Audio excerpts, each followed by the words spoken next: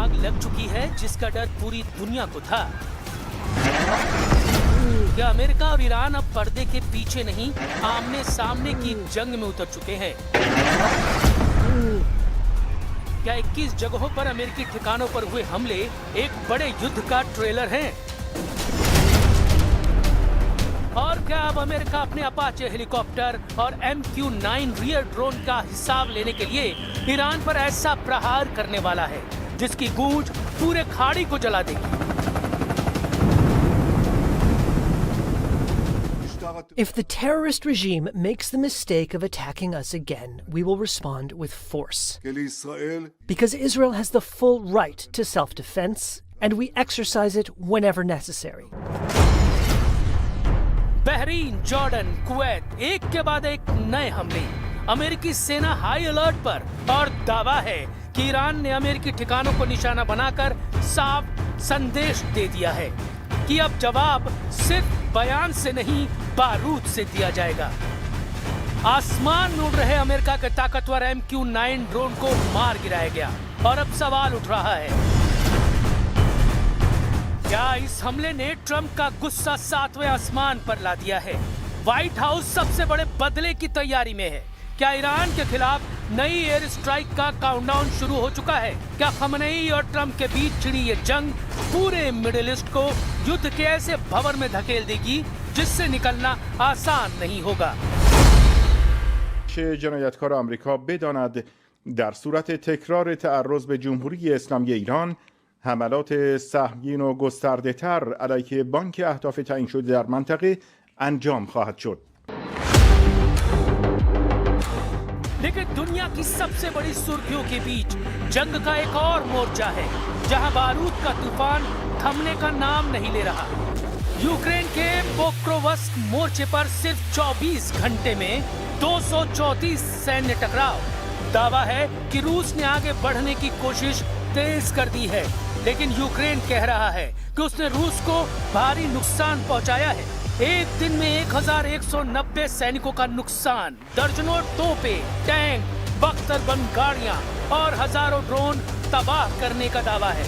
यानी एक तरफ मिडिल ईस्ट में अमेरिका और ईरान के बीच बारूद की नई कहानी लिखी जा रही है, तो दूसरी तरफ 4 साल से ज्यादा पुरानी रूस यूक्रेन जंग और ज्यादा खूनी होती जा रही है।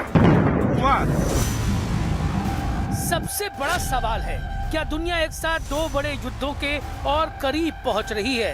क्या आने वाले दिन इतिहास के सबसे खतरनाक दिनों में दर्ज होने वाले हैं?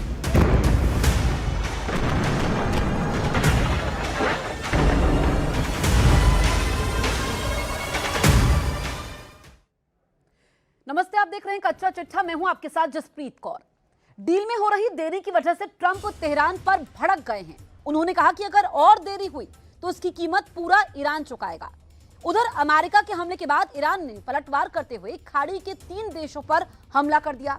कुवैत, बहरीन और जॉर्डन में अमेरिकी ठिकानों को टारगेट किया। वहीं ईरान के राष्ट्रपति पेजेश्कियान ने अमेरिका को चेतावनी दी है कि खाड़ी में ईरान का रुख मौजूदा हालात के हिसाब से ही बढ़ेगा। एक रिपोर्ट आप देखिए।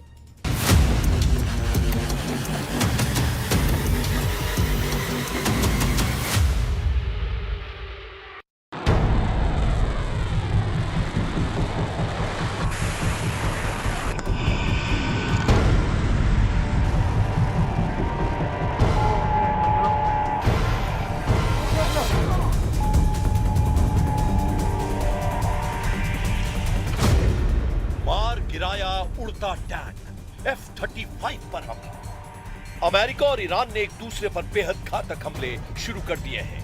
हैरान करने वाली बात तो यह है कि जो ट्रंप लगभग 36 घंटे पहले इजराइल के प्रधानमंत्री नेतन्याहू को धमकियां दे रहे थे कि ईरान पर हमला मत करना, वो ट्रंप अब ईरान पर इतने जबरदस्त हमले कर चुके हैं जिसकी वजह से ईरान में भारी तबाही हुई है। राष्ट्रपति डोनाल्ड ट्रंप ने ईरान पर आरोप लगाया कि ईरान की सेना ने अमेरिका के लड़ाकू हेलीकॉप्टर अपाचे को मार गिराया है।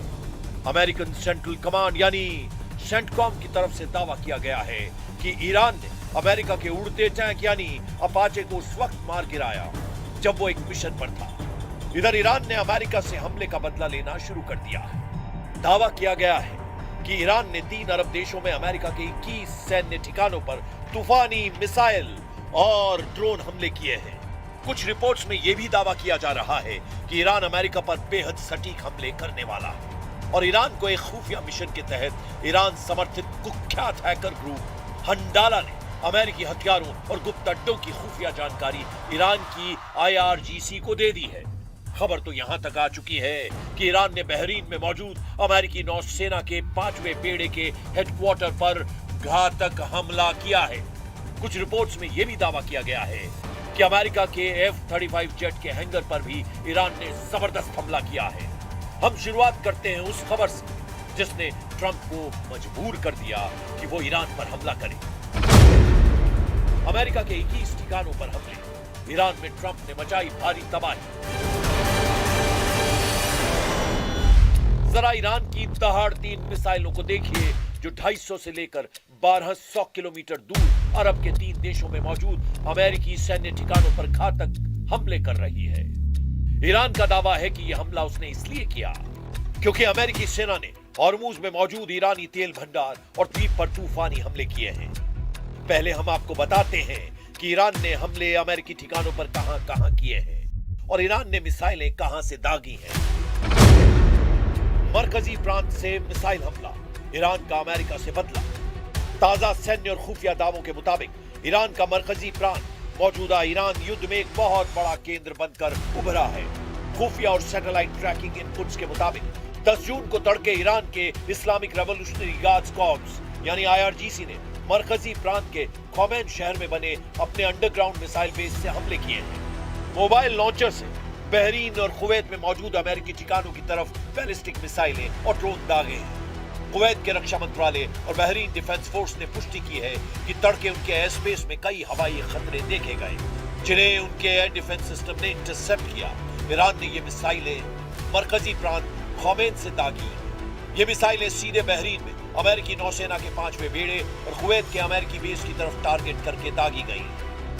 मरकजी प्रांत खासकर अराक और खोमेन इस समय ईरान का वो लॉन्चिंग पैड बन चुके हैं जहां से वो अमेरिका, खाड़ी देशों और इजराइल पर अपनी लंबी और मध्यम दूरी की मिसाइलें दाग रहा है। और इसी वजह से अमेरिकी सेंट्रल कमांड यानी सेंटकॉम इस पूरे सूबे के सैन्य इंफ्रास्ट्रक्चर को नष्ट करने में जुटी है। ईरान ने मार गिराया अपाचे, ट्रंप ने लिया उड़ते टैंक का बदला।